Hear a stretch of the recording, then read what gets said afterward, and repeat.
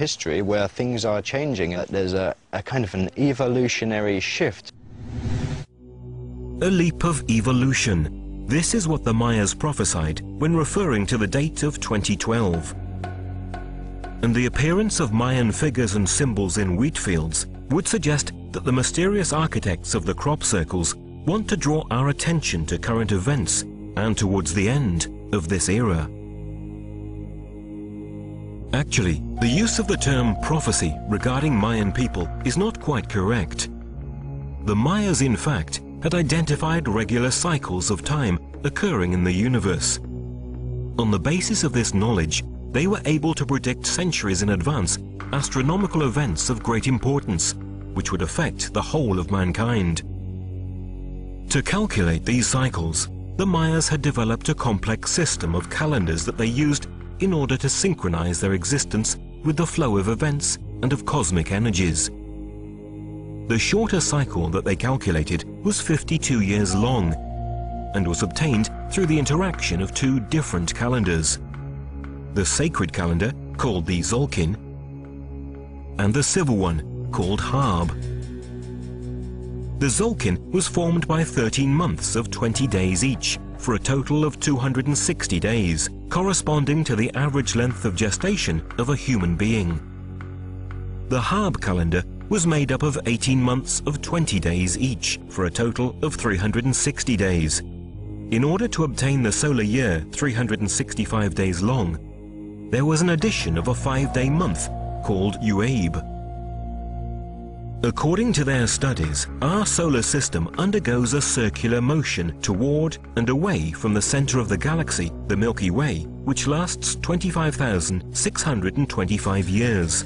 The Mayas called this cycle Galactic Day and subdivided it into 5 subcycles of 5,125 years each, which they considered as individual eras and were called suns.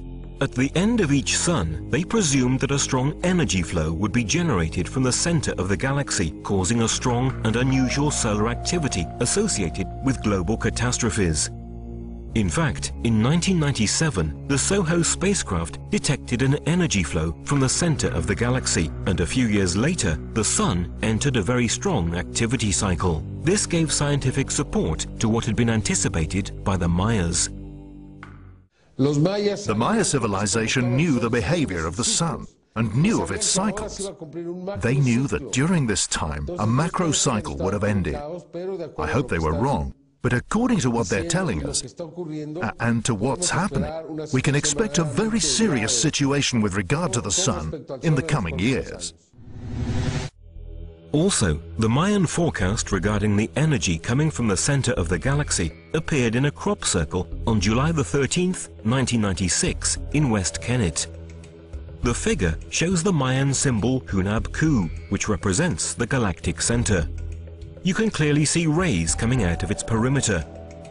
Next to Hunab Ku, there are the crescent moon and a comet. How is this connection possible between the Mayan prophecies and the crop circles? Yet the messages coming from the pictograms are even more accurate. In fact, the astronomical depictions of the crop circles often indicate dates too, and in this case, the sky shown refers to a specific date. According to current knowledge, this layout of the sky should occur in December 2012. Does this perhaps indicate the peak of its energetic intensity? The Mayas remembered that already 4 suns, namely 4 cycles of 5,125 years each, had elapsed since the beginning of the Great Cycle or Galactic Day.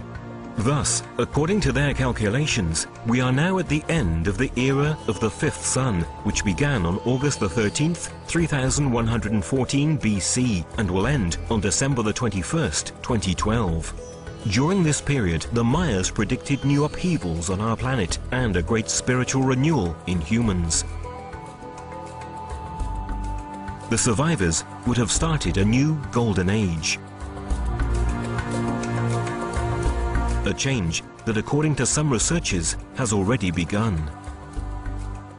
The other thing is that the law of karma is becoming more powerful.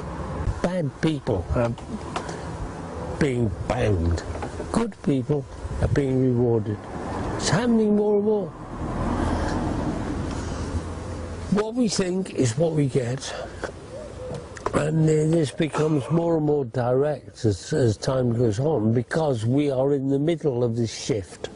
And I think when the shift is complete in 2012, it'll be a completely new planet. I think it's going to hurt, but... Among the most important Mayan documents where their prophecies are reported, there is certainly the Dresden Code. This is one of the 3 existing codes which survived the destructive fury of the conquistadors. Called after the German city where it's kept, the Dresden Code is the most informative one.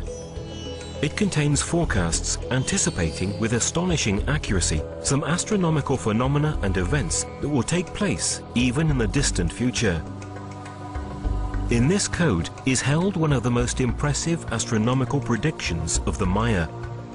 In fact, they predicted centuries in advance, with an error of just a few seconds, the eclipse of the 11th of August 1991, one of the most spectacular of the last century that took place in Mexico. This eclipse is associated with a figure that represents death, sitting on a throne of bones. It symbolizes the old age, the era that is ending. The prediction or prophecy says, "Woe to you people of the earth, the end of the Jaguar nights will come, together with the beginning of a new era that will rise from the ashes of the previous one. It will be the time of the encounter with the lords of the stars." Therefore, the eclipse is considered by the Mayas as the starting point of the process bringing the end of the old era and the encounter with the masters from the stars. Could it mean the contact between humanity and an alien civilization coming from the cosmos? Will it be through this contact that mankind will live the new golden age anticipated by the Mayas? On the 11th of August 1991, a disc-shaped unidentified object was sighted in the skies over Mexico City. It was the beginning of a long series of sightings by witnesses of an unprecedented wave of UFOs along the whole Mexican territory. Afterwards, incredible waves also occurred in other parts of the world, like Belgium and ex-USSR countries, increasing the general attention on the UFO phenomenon like never before. And what about the crop circles? Remarkably, since that year, the circles started appearing with greater frequency, and the figures became more complex and fascinating. It was as if both phenomena obey the same command, as if they were part of the same project. Almost using the same language of the Mayan prophecy contained in the Dresden Code, the lords of the circles put a signature on the English fields by using a symbol that belongs to the Sumerian civilization. It is called Din-Jir and appeared in 1992, incorporated into a pictogram representing the solar logos, which also means union of heaven and earth. The symbol Din-Jir means the just people traveling on celestial ships of fire. Who are the just people, and what about the celestial ships of fire? Is it a coincidence that the Din-Jir appears together with another symbol that indicates link, union between heaven and earth? The similarity with what was announced by the Mayas is extraordinary, but there is more. Why a Sumerian symbol and not a Mayan one? What is the connection between this symbol, the Dresden Code prophecy, and UFOs?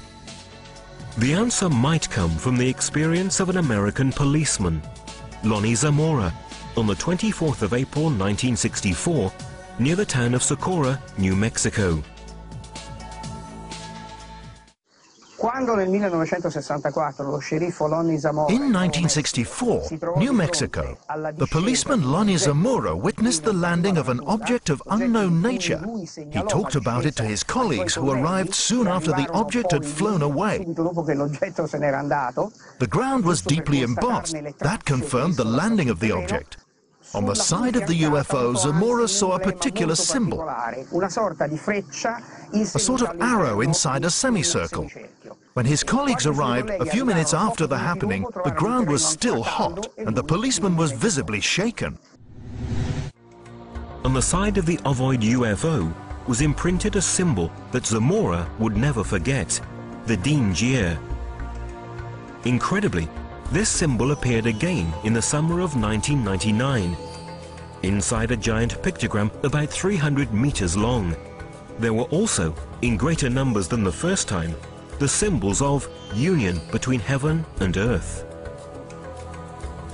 But the connection between crop circles and what was announced by the prophecy of the Dresden Code regarding the Masters from the Stars is not just restricted to these occurrences. Clearer and far more important events started taking place in 2000. On the 13th of August 2000, near the Chilbolton Military Radio Telescope, appeared a beautiful crop circle that could not be deciphered.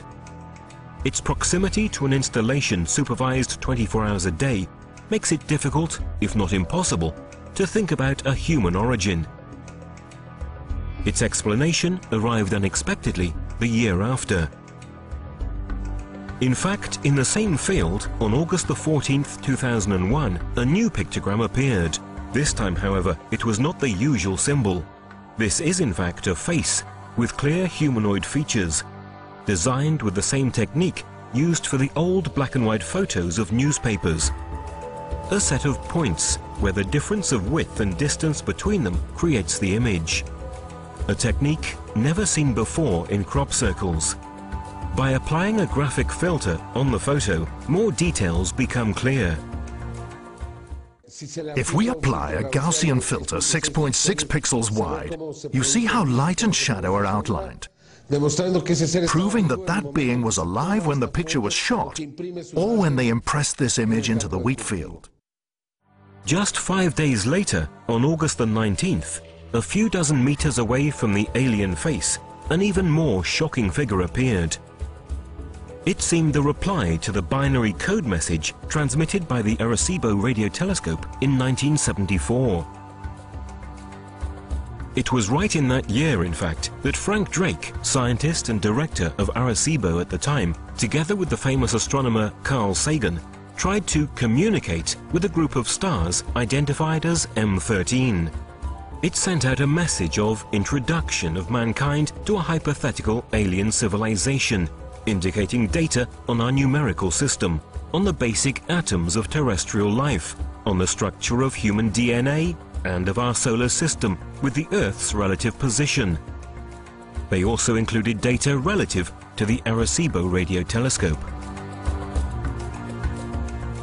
According to calculations, the message should have taken 25,000 years to reach its destination, and the same again to receive a reply. A really long time, let alone the fact that no one could tell whether that group of stars really hosted a supposed alien civilization. These circumstances make even more startling the appearance of the Chilbolton pictogram. Is it possible that someone received our message and replied to it much earlier than expected? We have the same numerical system with 0 and 1. Therefore, the answers are universal. The basic atoms of life are the same, but in their body there is also silicon. Then, where the chemistry of DNA is mentioned, we also notice the fact that all the components of our DNA are clearly identical to theirs. This shows that we come from the same universal principle. When they mention their genome, they tell us that they have 1,048,000 sequences more than us. This means that they are much more evolved than us, which is normal, since they have been able to achieve such a development. To prepare a similar message, they ought to have a greater evolution. Then they provide other details, telling us that they live in 2 planets and 4 moons, namely in 6 different worlds. And finally, they refer to the instrument used to send out this message. Surprisingly, we found that the figure representing this device appeared 1 year before in the same place. Thus, they notified that in the same place they would have given a new message. The way in which these beings speak to us needs to be carefully interpreted.